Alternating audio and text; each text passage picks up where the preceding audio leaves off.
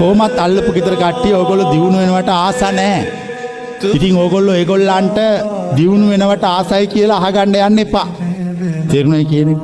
ආස නැහැ කියලා අහගන්න. ඒතකොට ප්‍රශ්නේ ඉවරයි. අපට දොස් කියනවද බනිනවද? අපට හොඳක් කියාවි.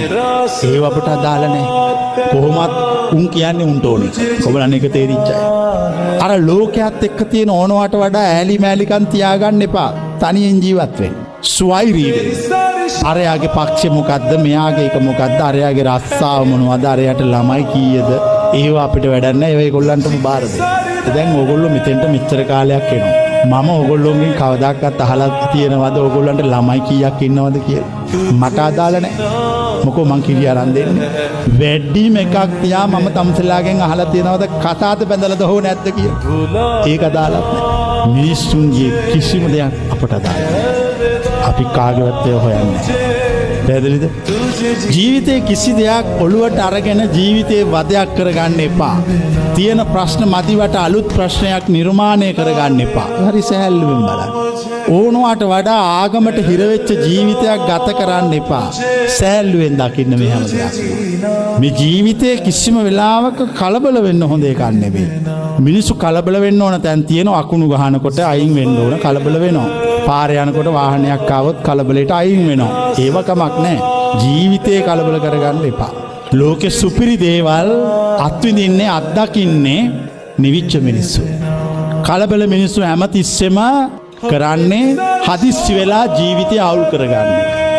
ඇත්තට මිනිස්සු ජීවත් වෙනවා කියලා කරන්නේ හදිස්සි වෙන එක. ඔයගොල්ලෝ තේරෙනවද දන්නේ මේ කියන්නේ? මිනිස්සු ජීවත් වෙනවා කියලා කරන්නේ හදිස්සි වෙන එක. උදේ පොඩ්ඩක් පරක් වෙලා හැරුණොත් හදිස්සි වෙලා මූණ හොදනවා. හදිස්සි වෙලා ඇඳුම් අඳලා හදිස්සි වෙලා වැඩට යනවා. මේ පොඩි එක දෙයක් වෙනස් වුණා කියලා ඔක්කොම කලබල වෙනවා. ඔය හදිස්සි වෙලා හදිස්සියට මූණ හොදලා, හදිස්සියට කාලා, හදිස්සියට ඇඳුම් ඇඳලා, හදිස්සියට රස්සාවට ගිහලා හදිස්සියට වයසට යනවා. ඊට පස්සේ හදිස්සියට මොකද මැරෙනවා. ඉතින් ඔව හදිස්සි වෙන්නේ නැතුව කරා නම් ඉවරයි. මං තම්තලාට ඒකයි කියන්නේ මේ ජීවිතේ හදිස්සි වෙන්න එපා කියලා. ඕගොල්ලෝ වයසට ගියාම ඕගොල්ලන්ට තේරෙවි මේකේ අපි ලබලා තියෙන්නේ අත්දැකීම් පමණයි.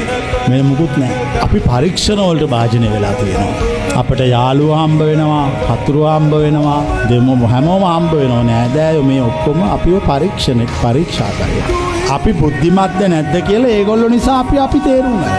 සමහර අයට අහුවෙලා ජීවිතේ රැවටිලා නොයෙකුත් දේවල් වලට මුහුණ දෙනවා. භයානක සිද්ධි ගොඩකට. කාලයක් ගියාම තේරෙනවා ඒක තමයි ජීවිතේ. එතකොට අපි සමහර සිද්ධි වලට අපි බය වුණා, තැතිගත්තා.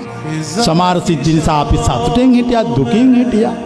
ඇඬුවා, hina වුණා. මේ ඔක්කොම මොනවද? මේ ඔක්කොම සිද්ධි පමණයි.